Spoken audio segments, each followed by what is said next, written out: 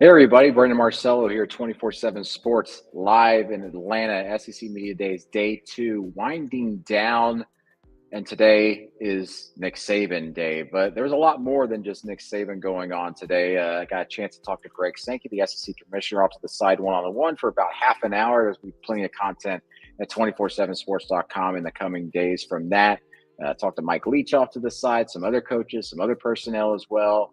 But Nick Saban started off the day with some interesting comments. But first, I want to welcome you in.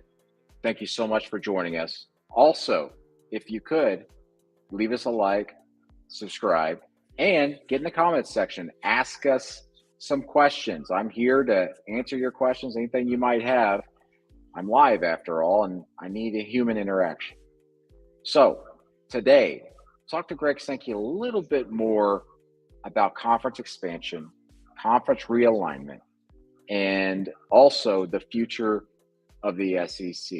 I found it interesting yesterday in day one in his comments that he was talking a lot about geography and the SEC's future and not looking to expand, but there being interest in the SEC from other programs. And I straight up asked him what it's been like these last few weeks since USC and UCLA made the announcement they're leaving the Pac-12 for the Big Ten. And he said that they have been getting phone calls, whether it's direct or indirect.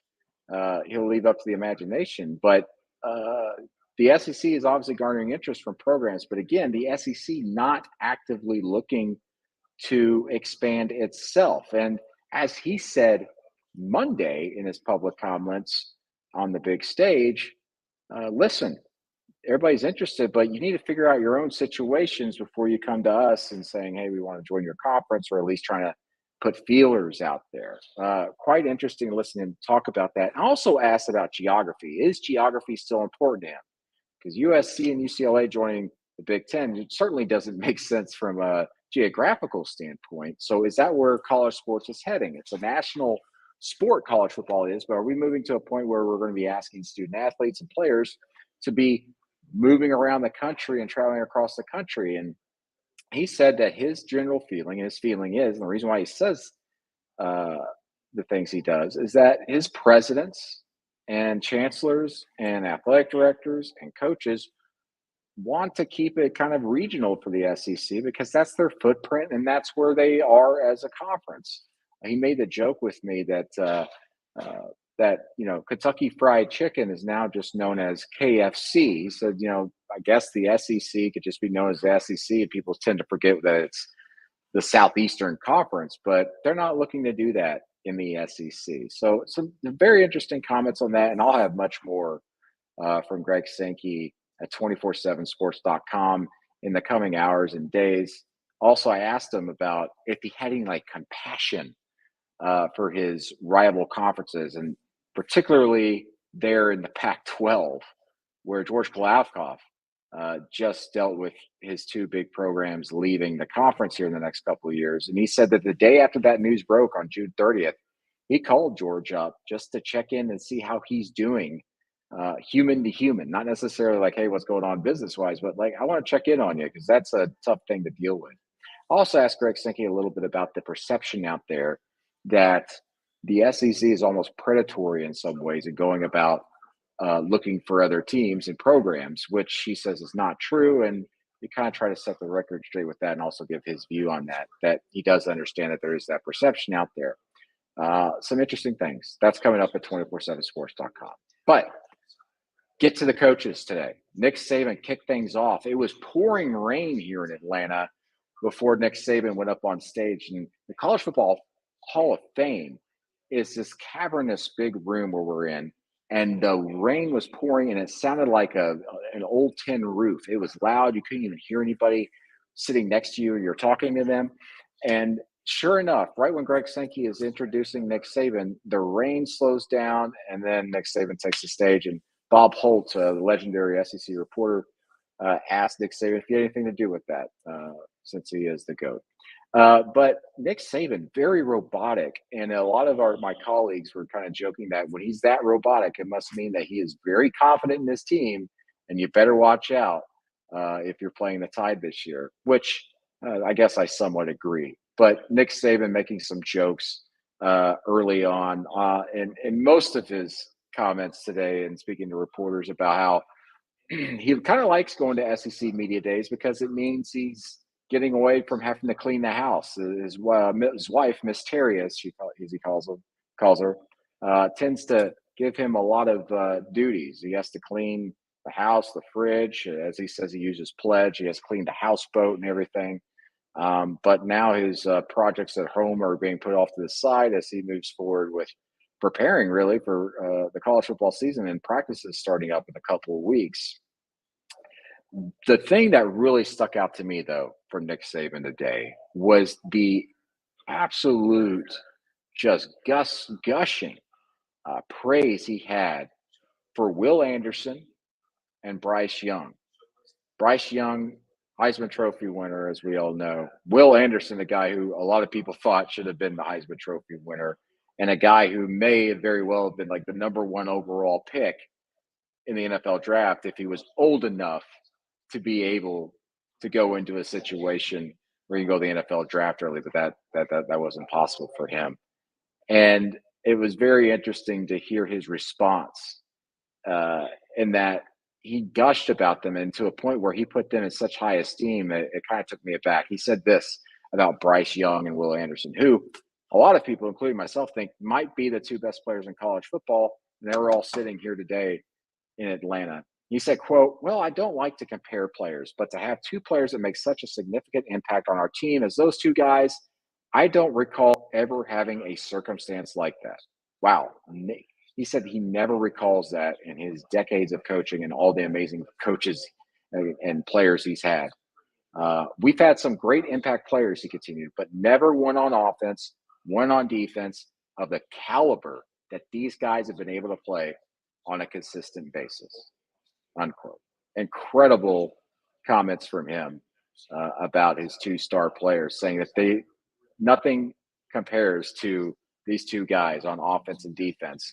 And that should just absolutely scare the heck out of opponents coming up on that schedule for the Alabama Crimson Tide as they look to avenge the revenge tour, so to speak, Nick Saban losing to two former assistant coaches for the first time, and Jimbo Fisher at Texas A&M, and of course Kirby Smart at Georgia in the national championship. Questions? Dominate. Thanks for asking. Thanks for dropping back in after day one, asking a question now here on day two, coming back. Brandon, do you think Saban could retire quietly, or are we going to get a farewell tour? Does he take a farewell tour like Coach K at Duke? I'm not so sure he would be willing to do that. I think that he strikes me as the type of coach and man that when he just realizes it's time to hang it up, it's not going to be about timing. It's just going to be like, that's it. I think I'm done. Much like Forrest Gump, Alabama alum and now former Alabama football star, as we all know. When he's running across country and he says, "I think I'll go home now." I think Nick Saban in a lot of ways might just say, "I think I'm going to retire now. I think I'm done." Does that happen in the off season? Does that happen in the middle of the season at some point? I think when he knows, he'll know, and he'll walk away. And if that means that he'll have a farewell tour, maybe, but I don't think he would want that type of pomp and circumstance about himself. That's just too bad that Josh Pate is in the same frame, and Bud Elliott are behind me. Hey, you guys got anything to add? Well, what have you already said? I said that I have nothing to talk about, so it's up to you guys to give us content. Yeah, so I thought Saban's plan today about more coaches would be on board with a 9-game SEC schedule if we used RPI to determine bowl eligibility as opposed to 6-6. I think that's kind of it's like, look, as coaches get fired, they'll make bowls. Well, it falls in line also, if you want to, in the power rating world, if you're making odds, you have a power rating. It doesn't necessarily go off wins and losses. You're trying to truly figure out how good a team is. And I don't know if I've heard coaches talk like that before, actually, about using an RPI-based model. Basically, he said, let's destigmatize tough scheduling. Let's make people not so worried to schedule up. There's a fine line, obviously, that you have to strike. Marcel, that's a pretty shot to your face, by the way. There's a fine line you have to walk. Yeah, I was on board with it. I almost high-fived him. You didn't high-five him? I did not high-five him on camera.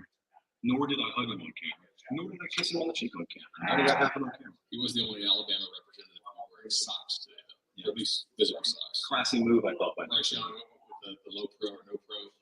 No show. No show.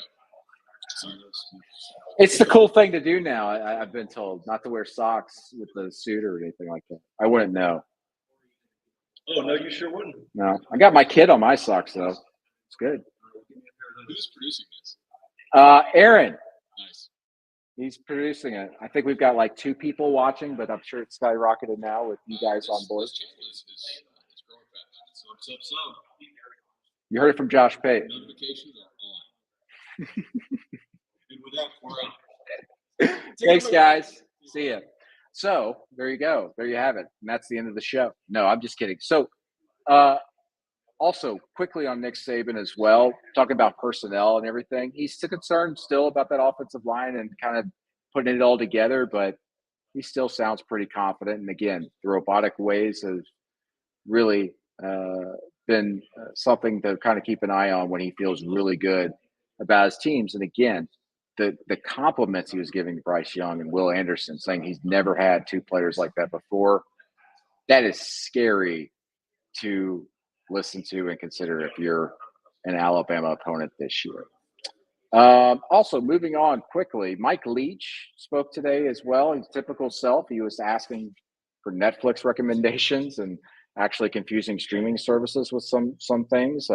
He had no opening statement, just straight up said he doesn't like opening statements. He just asked for questions. Mississippi State, real quick, maybe an underrated team, 17 returning starters, but they're still young. Not a lot of seniors on that team, and that's because they had quite the rebuild there at Mississippi State, a team to watch out for. Will Rogers, the most potent quarterback in the SEC last year, led the way in passing yards, as you might expect in that air raid system. And first quarterback and only quarterback in college football history outside of Joe Burrow to put up the type of numbers he did. So watch out for them. Mike Leach feeling really good about his team going into his 3rd season. And if you look through his history at Washington State and Texas Tech, year 3 or year 4 is when they really kind of explode. And that will be the thing to watch in Starkville this year.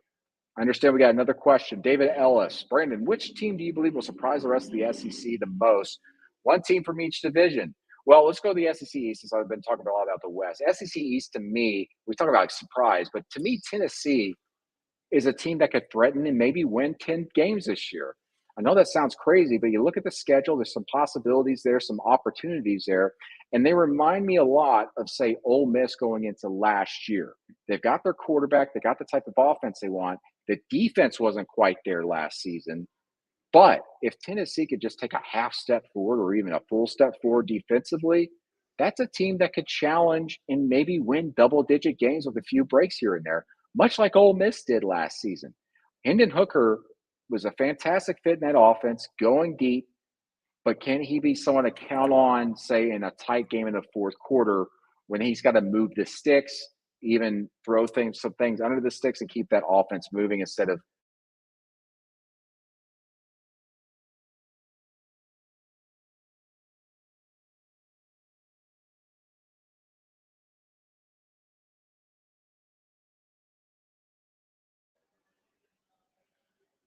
You may have lost me there for a second. I'm sorry, but I'm back. So Hendon Hooker is a phenomenal quarterback in that system, but can he do some things in the short game as well? In the SEC West, a surprise team for me, maybe the Mississippi State Bulldogs, as I mentioned, but their schedule is incredibly tough, especially the games away from home. So I'm hesitant to kind of go their way. As crazy as it sounds, it's LSU. I think LSU is a team that's obviously got the talent to maybe win 9 games. But how does that offense come together early in the season as they try to figure out what they're going to do at quarterback? I think it's possible that LSU might end up playing multiple quarterbacks early in the season. They kind of figure things out there. I'm a believer in Brian Kelly, not only as a coach, but also as a developer and putting coaches in the right position, as assistant coaches in the right position to be successful. They've got talent there. And I really like what they did in the offseason about really trying to help with mental performance with these players. They were really just beaten down and downtrodden after last year and during the season. They knew Ed Orgeron was being fired early, and that really affected them. they've done a lot of things to rebuild these guys, not just body, but their minds. And I think Brian Kelly is going to win some games there, obviously, but I think he's going to get some of it done this year. I think they could challenge and maybe be that surprise team that wins like 9 games. And I know that sounds weird saying LSU, but with the way they folded down last season, that would be quite the story in the SEC West. All right, so let's move forward here. Make sure if you have any questions, drop in the chat. We'll make sure to answer those. Let's move on to Shane Beamer, the South Carolina coach, speaking to the media today. Shane Beamer, that guy speaks at 172 miles an hour, and he lives his life that way. If you guys saw it earlier, I'm sure all over social media, TikTok, Instagram, he dropped a video of himself dancing with his players and everything. My only issue with it, and everybody's loving it, the only issue with it is it was pre-filmed in Columbia. They made it look like he was walking actually into the College Football Hall of Fame at SEC Media Days. But if you pay close attention, you see it's a South Carolina meeting room with some Gamecock logos. I'd say we take a deduction point for doing that. But listen, Shane Beamer doing everything he can to promote his program. But what was great about him going on at the podium today is he went up there and said, listen, no one was talking about us last year. The only thing you were talking about was his personality and the picture he recreated from Steve Spurrier when he was at Arby's at SEC Media Days all those years ago. But now you're actually talking about South Carolina and what they can potentially do in the SEC East, not only because of the success they had last year and getting to a bowl game as a surprise team in the SEC East, but because of the talent they were able to add, one through the transfer portal, but also in recruiting, and their new quarterback, former Oklahoma star Spencer Rattler, who I think was the most absurdly ridiculed and criticized player in all of college football last season. A guy that if you took the numbers he put up in OU in his first year and a half there at OU as a starter, he'd be breaking records at South Carolina. And so if he could do anything similar to what he was doing at OU as the quarterback at South Carolina, he's going to be a superstar there. And that is a team that should be able to win 7 or 8 games this season, and one that I think the national media and others are finally starting to pay attention to. And it's going to be so fascinating to watch them develop this season in that offense. That tight end group is among the top 5 nationally. I don't think it gets talked about enough. And if they can build off this season, if they are successful, look out in recruiting. I really like the way they're approaching things off the field there, and we'll see what happens. But listen, Shane Beamer and others are kind of overshadowed because Nick Saban is standing there on this day, and we're still talking about conference expansion, realignment, and the future of the sport. But Shane Beamer, the guy there just kind of lurking in the shadows of, remember, coaching still matters, and I've got the energy, I've got the talent, and we're building something in South Carolina that can maybe challenge some folks here, not just this season, but maybe even more so in 2023, 24, and beyond. All right, so questions. I understand we got a couple more from the chat. Make sure and drop your questions in the comments section below, and we'll get to them. Parker Kelly asked, Brandon, who do you think starts a quarterback for Auburn come the Penn State game? Oh, my goodness. I don't know. I think Zach Calzada will be the guy. I think the writing's kind of on the wall there. He's the type of quarterback that Brian Arson likes. They brought him in to be that starter, and I think from game one he will be the starter unless he really struggles. I think by the time they play Penn State, what is that, like week 3 for them? He will continue to be the starter going into week 3. Zach Calzada, a guy who obviously beat Alabama last year as Texas A&M starter. And that will be quite the storyline should he be on an Auburn team that might be ranked going into the Iron Bowl this year. That'd be quite the storyline as he tries to beat Alabama for a second straight year. Who does that? Who beats Alabama as a starting quarterback 2 years in a row? Not many. But, again, a long way to go there. But I think Zach Calzada is Auburn's guy at quarterback this season. Aaron, hey, I know that guy. Brandon, who's your pick for possible game of the year? Oh, my goodness. Oh my. I don't know necessarily. I do think that why not the game? Why not Ohio State, Michigan? And for that matter, maybe Ohio State, Penn State. Why not? Now the SEC, That is a great question. What's the game of the year in the SEC this year? I don't know if there's one that really kind of sticks out. I'll tell you a sneaky game that could be really good and could upset the national title picture. And they spoke today is Georgia at Mississippi State. Mike Leach gave them some fits previously at Kirby Smart. So they go to Starkville this year, and it's in a situation with that schedule where Georgia is going to be facing obviously Florida, and they're in a difficult stretch there. And Mississippi State might be an afterthought for a lot of people, and they could catch up and sneak up on Georgia, and that would be a heck of a weird late season upset as we talk about the SEC title picture, but also, of course, the college football playoff picture. But again, like game of the year, that always tends to develop as the season goes along and we start figuring out matchups because we could sit here and say, oh, it definitely will never, it's definitely not going to be, bedlam, so to speak, in the Big 12, but you never know. In the SEC, the Iron Bowl, you never know.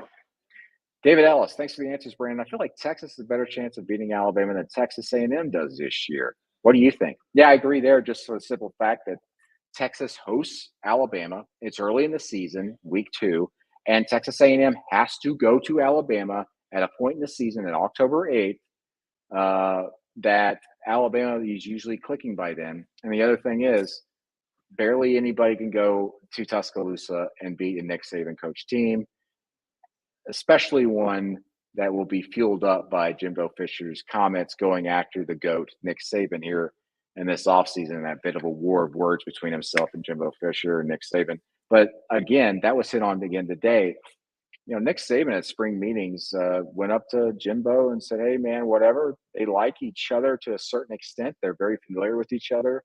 But having said that, when it comes face-off time and they're facing each other nose to nose, there's quite a bit of motivation to beat each other there, not just from that aspect of boss versus pupil, but there's some different philosophical things going on there as well. By the way, real quick, Vanderbilt spoke today. Vanderbilt named the starting quarterback, Mike Wright. He'll be a quarterback. Clark Lee, the head coach there, made an interesting comment earlier about how he believes Vanderbilt could be the best program in college football. I'm sure those comments set well on Twitter and people agreed with it. But I can see where he's coming from as far as just the university experience, the education you get at Vanderbilt, so on and so forth. Okay, so that's day 2 at SEC Media Days. Coming up on day 3, I think is actually probably maybe potentially the most interesting day of this 4-day event. You got defending national champion Georgia and Kirby Smart and his players coming to the board. Billy Napier at Florida, such an interesting storyline there with that program. Sam Pittman, the Arkansas Razorbacks, after their great turnaround season last year, high expectations there. Is KJ Jefferson a dark horse Heisman Trophy candidate? They'll be facing those questions tomorrow. And then Mark Stoops, the most consistent coach in the SEC East outside of Kirby Smart, just continues to win games. Will Levis is back at quarterback. Why can't Kentucky challenge in the SEC East? A lot of contenders, a lot of really good coaches and personalities coming up at the podium on day 3 at the College Football Hall of Fame in Atlanta. I will not be here tomorrow. I'm leaving tonight, jumping on a jet plane to go to Charlotte for ACC Media Days that begin there Wednesday, a 2-day event. But SEC Media Days continues to kind of be the center of the college football universe moving forward. It's talking season, everybody. It's exciting. Get ready. We're only about 2 weeks away from practices. What a time it is. College football season is here. Go to 247sports.com and make sure to like and subscribe to the 24/7 Sports channel here on YouTube.